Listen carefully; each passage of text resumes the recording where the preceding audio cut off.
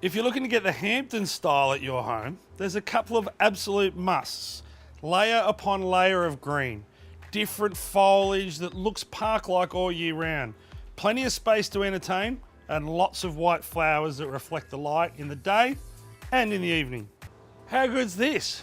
From a dark, damp space with trees that are overgrown and ugly fences to my modern interpretation of a Hampton style garden. It's light, it's bright, it's got clean lines, it's got direction, and it's just a space that you want to relax in.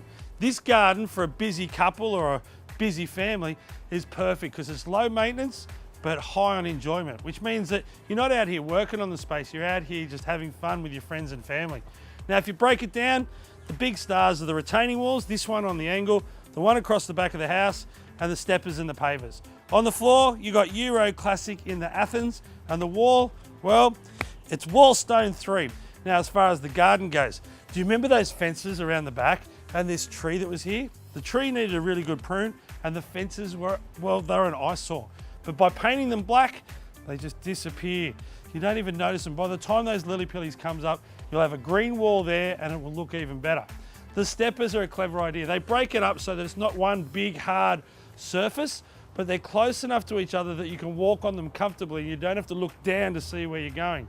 And the bright light colours of the pavers are deliberate because with the shade of this tree and this tree coming over the top, well, it's a really lovely contrast. When it comes to picking plants for your garden, you don't have to have 1,000 different plants. If you look around here, I've pretty much got about 6 or 7 and kept it quite simple.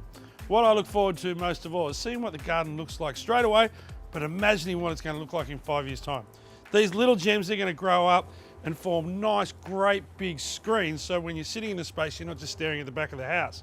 The lily pillies along the back of the house and the fence are all going to hedge up and give you privacy. Block out those buildings and screen off the fence.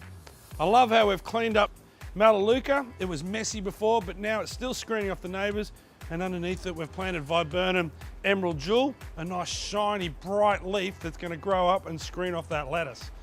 Now a little tip, if you've got paths, you can line it with different things. Formal hedges, like on this side we've planted Buxus.